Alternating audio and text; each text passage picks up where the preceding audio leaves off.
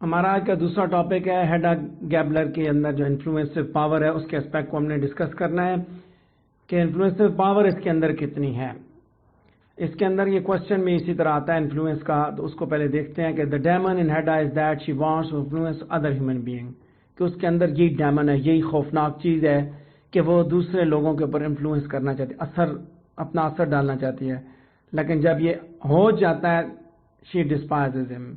Do you agree کہ پلے جب start ہوتا ہے، پہلا پیراگراف بتاؤں گا کہ جب پلے سٹارٹ ہوتا ہے تو ہیڈا اور ٹیسمین کے درمیان شادی ہو جاتی ہے، اور دا ٹائٹل آف پلے جو ہے نا وہ ہمیں مطلب ہے ٹائٹل آف پلے بھی ہمارے سامنے، پھر بھی وہ ہمارے سامنے جو آتا ہے وہ ہیڈا گیبلر ہی آتا ہے.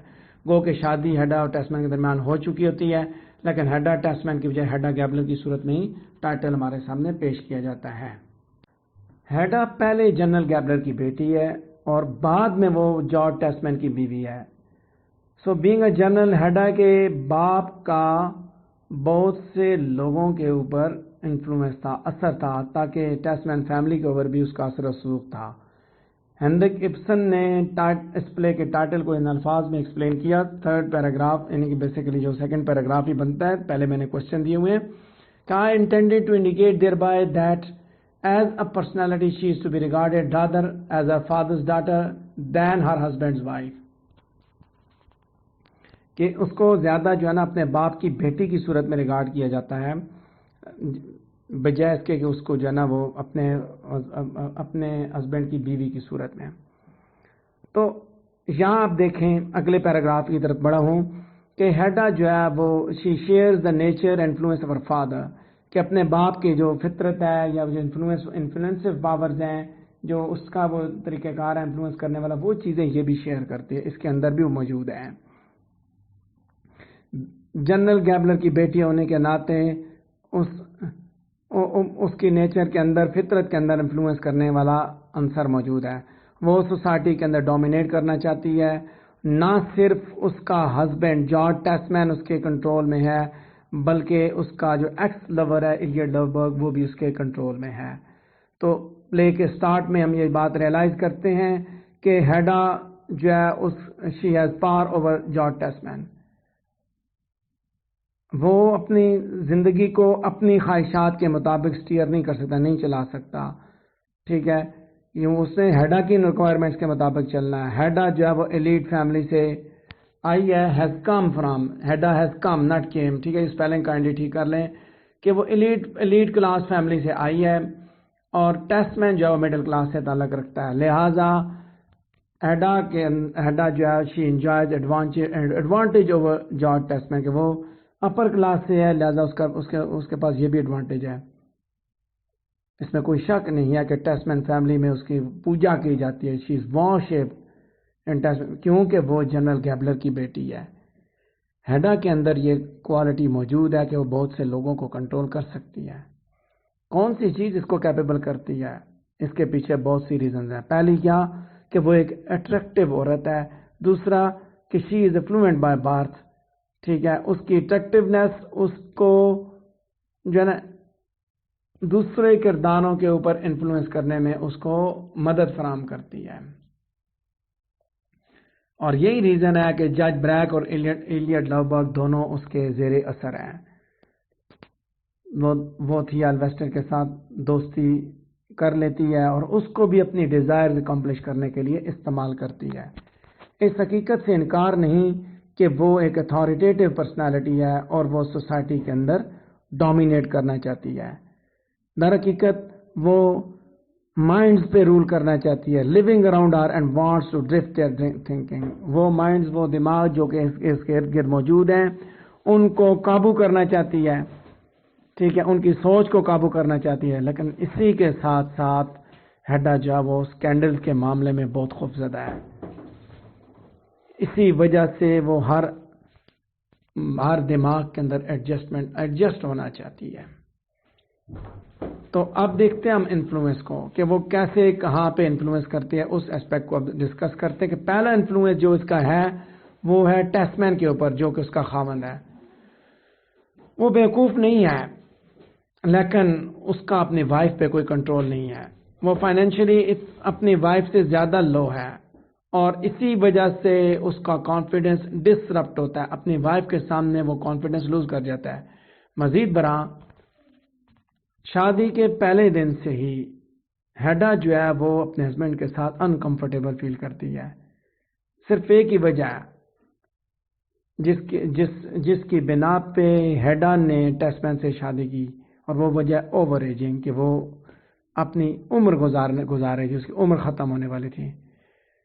ہیڈا جو ہے وہ جتنی لڑکی نظر آتی اس سے زیادہ وہ لڑکی ہے۔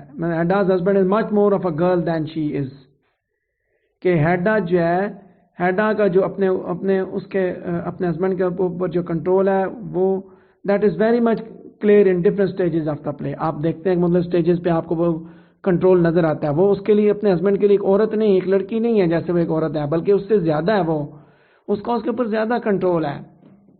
اس میں کوئی شک نہیں ہے کہ ہیڈا نے اپنے ہسبینڈ پہ کنٹرول کیا ہوا ہے، بلکہ یہ بات بھی سچ ہے کہ انفلوئنس کرنے کے بعد مطلب شی ٹرائز ٹو ڈسپائز ہم، کہ ان کیس آف جارج ٹسمین وہ مورلی جو ہے نا وہ اس میرج کے ریلیشن شپ کو ابیوز کرتی ہے، اور وہ یہ کنسیڈر کرتی ہے کہ اس کا ہسبینڈ ایک بورنگ پرسنالٹی ہے۔ اس کو حقیقت کا پتہ بھی ہے کہ شادی کے بعد، یعنی کہ ہسبینڈ کے جارج ٹسمین کے ساتھ شادی کے بعد اس کے پاس کوئی اور جو ہے نا وہ چوائس نہیں ہے سوائے اس کے کہ وہ اسی ریلیشن شپ کو ایکسیپٹ کرے اور اپنے خاوند کے ساتھ لائل رہے، لیکن پھر بھی یہ بات جانتے ہوئے بھی وہ ایلیٹ لوبرگ کے ساتھ افیئر بناتی ہے۔ تو اس انفلوئنس کی وجہ سے یعنی کہ ان حرکتوں کی وجہ سے آپ کو وہ ایک انہیومن کردار کی صورت میں نظر آتی ہے، کہ جو نہ صرف اپنے ہسبینڈ کو ڈس ریسپیکٹ کرتی ہے بلکہ وہ ٹیسمین کی آنٹ کے ساتھ بھی مس بیہیو کرتی ہے۔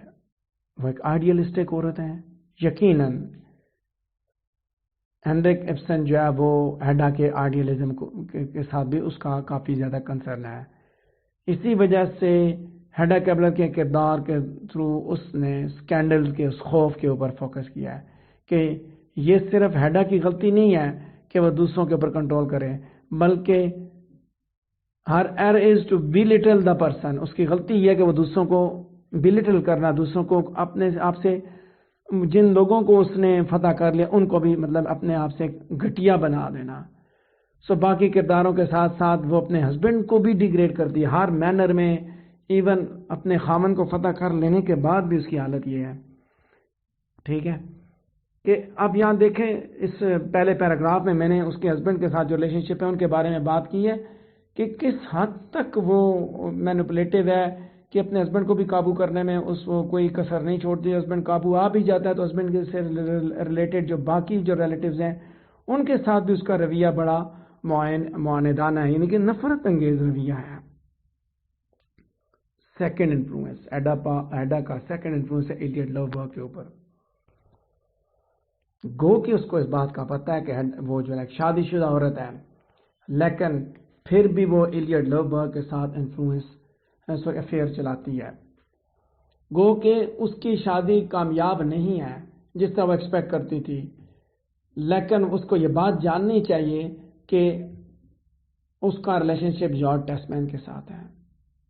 پہلے وہ ایلیٹ لوبرگ کو ریجیکٹ کرتی ہے، لیکن بعد میں وہ اس کو ری کیپچر کر لیتی ہے۔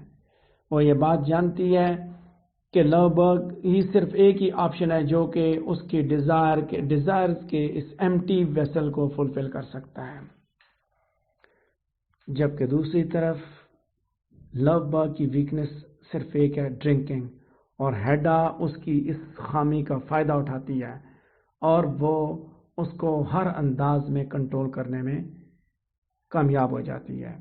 دوسرے الفاظ میں وہ دراصل ایلیٹ لوبرگ کو تھیا ایلویسٹر سے چھین لیتی ہے۔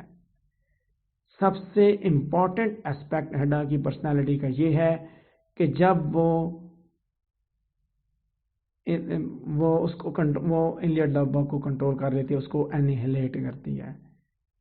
Maybe she wanted to live her life through Eilert Lovborg, but suicide was not the only option. وہ یہ کنسیڈر کرتے کہ ایلیا لوبرگ جو ہے نا وہ کہیں نہ جائے اور وہ اسے بیوٹیفل ڈیتھ کا آپشن دیتی ہے. جب ایڈا کو اس بارے میں پتہ چلتا ہے کہ ایلیا لوبرگ نے خودکشی کر لی ہے, she says I am saying there is beauty in what he has done, کہ وہ اس خودکشی کی جیسی موت کو بہت پسند کرتی ہے وہ. سو یہ اس فیکٹ کو آپ ڈینائی نہیں کر سکتے کہ ہیڈا ہی ایلیا لوبرگ کی تباہی کے ذمہ دار ہے. اس کی اپنی شادی سے پہلے اس نے ایلیا لوبرگ کے اوپر انفلوئنس کیا تھا اور وہ اس کی زندگی کو تباہ کرتی ہے. کیسے تباہ کرتی ہے؟ جب وہ اسے پرپوزل بھیجتا ہے تو وہ اسے ریفیوز کرتی ہے, حتیٰ کہ شادی کے بعد بھی وہ اس کو ڈس ریسپیکٹ کرتی ہے, اس کو تباہ کرتی ہے. شادی سے پہلے جب اس نے پرپوزل بھیجا تو اس نے اس پرپوزل کو ریجیکٹ کیا تو وہ ڈرنکنگ اس نے شروع کر دی. سو جو میجر انیلیشن اس پلے کے اندر ہے وہ ہیڈا کے ہاتھوں سے جو ہوتی ہے وہ ہے لوبرگ کی. آپ جب پلے کی مائنیوٹ اسٹڈی کرتے ہیں تو یہ بات آپ کے سامنے عیاں ہوتی ہے کہ ہیڈا جو ہے پہلے وہ دوسرے ہیومن بینگز کے اوپر, یعنی کہ پہلے وہ چاہتی ہے کہ وہ دوسرے ہیومن بینگ کے اوپر انفلوئنس کرے, پھر اس کے بعد ان کو ڈسپائز کرتی ہے. تو یہ تو سیکنڈ تھا نا, جیسے میں نے بتایا کہ پہلا جو تھا خاوند کو تو کیا لیکن ساتھ محبوب کو بھی کیا, دونوں کو اس نے انفلوئنس کیا, دونوں کو اپنے اپنے حساب سے اس نے ٹریٹ بھی کیا, اور دونوں سے ریلیٹڈ جو کردار ہیں, جو کریکٹرز ہیں, باقی ان کے ساتھ اس کا رویہ بھی خوشگوار نہیں ہے. تھیا کے ساتھ بھی اس کے تعلقات اتنے اچھے نہیں ہوتے ہیں.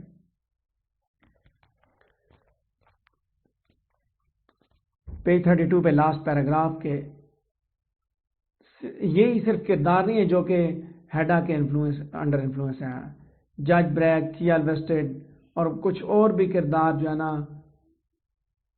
ایسے ہیں جو کہ اس کے کنٹرول میں ہوتے ہیں. جج بریگ جو ہے نا وہ اس کی بیوٹی سے فیسینیٹڈ ہوتا ہے, لیکن وہی اس پلے کا جو ہے وہ واحد کردار ہے جو فزیکلی یا مورلی ہیڈا نے ابیوز نہیں کیا, بلکہ وہ اس کے مقابلے کا کردار ہے. اس کے علاوہ اس پلے کے اندر جتنے بھی کردار ہیں ان کو پہلے وہ فتح کرتی ہے, اس کے بعد مینٹلی یا فزیکلی ایل ٹریٹ کرتی ہے.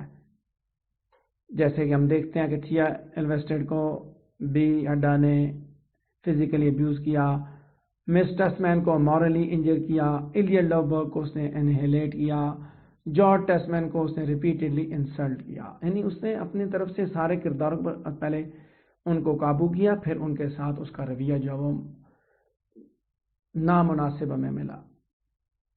اس سے ہمیں یہ پتہ چلتا ہے کہ اس کی ٹریٹمنٹ باقی کرداروں کے ساتھ کیا, انفلوئنسو پاور کی وجہ سے, جنرل گیبلر کی بیٹی ہونے کی وجہ سے وہ اپنی پاور کو ایکسرسائز کرتی ہے, طاقت کو ایکسرسائز کرتی ہے. اس کے اندر جو اس کا تکبر موجود ہے, اس کی اپنی فیملی کا, اس کی اپ برنگنگ کا, وہ اس کی وجہ سے وہ سارے کام کرنے پہ مجبور ہے. اس ساری ڈسکشن کو سم اپ کرتے ہوئے یہ بات ہم کہہ سکتے ہیں کہ ہیڈا ایک اسٹرانگ وومن نہیں ہے, لیکن وہ ہر مائنڈ کو کنٹرول کرتی ہے. کچھ کریکٹر جو ہے نا وہ اس کی بیوٹی سے متاثر ہوتے ہیں, کچھ اس کی خوشگوار سویٹ ٹانگ سے فیسینیٹ ہوتے ہیں, اور کچھ اس کے فائنینشیل پاور کی وجہ سے قابو آ جاتے ہیں. سم ہاؤ اس نے ہر کردار کو انفلوئنس کیا, لیکن اس کے اپنے کردار میں جو فلا ہے وہ یہ ہے کہ وہ ہر کردار کو تباہ کرنے کی کوشش کرتی ہے. جس کے اوپر اس کا انفلوئنس ہوتا ہے وہ اپنی خواہشات کی تکمیل کی خاطر اس کو تباہ کرنے کی کوشش کرتی ہے. تو یہ تھا وہ اسپیکٹ انفلوئنس پاور کا جو ایلیمنٹ ہے. پاور یہ ہوتی ہے کہ آپ کیسے دوسرے کرداروں کو مینوپولیٹ کرتے ہیں. لیکن یہاں پہ بھی آپ کو یہ نظر آیا کہ آپ ٹیسمین فیملی میں دیکھیں تو اس کا کیا رول, پھر لوبرگ کے ساتھ دیکھیں تو اس کی کیا ٹریٹمنٹ, دونوں معاملات ہیں. اور پہلے وہ انفلوئنس کرنے کی کوشش کرتی ہے, جب وہ ان کو انفلوئنس کر لیتی ہے پھر ان کو نقصان پہنچاتی ہے. قابو تو کر لیا, قابو کرنے کے بعد اس کو نقصان پہنچانے کی کیا ضرورت ہے؟ یہی اس کے اندر خامی بھی ہے کہ پھر وہ ان کو نقصان پہنچانا شروع کر دیتی ہے. ہر ایک کے ساتھ اس نے ایسے کیا. ٹیسمین کے ساتھ شادی کی, اس کو قابو تو کر لیا, اب اس کے ساتھ اس میں وہ شادی کے معاملات میں وہ سنسیئر نہیں ہے. لوبرگ کے ساتھ شادی نہیں کی, اس کو پہلے نقصان پہنچایا, پھر اس کو قابو کیا, پھر دوبارہ اس کو نقصان پہنچا, اس کو مجبور کیا کہ وہ اپنا نقصان کرے. باقی کرداروں میں بھی آپ کو یہ چیز ملتی ہے کہ اس نے انفلوئنس تو کیا، پاور تو حاصل کر لی ان کرداروں کے اوپر، لیکن پھر اس نے ان کو اپنی خواہشات کی تکمیل کے لیے اس نے ان کو نقصان پہنچا، ان کو تکلیف پہنچائی۔ یہ تھا ہمارا آج کا دوسرا ٹاپک۔ اگر اس سے ریلیٹڈ آپ کا کوئی کوشچن ہے تو آپ مجھ سے پوچھ سکتے ہیں۔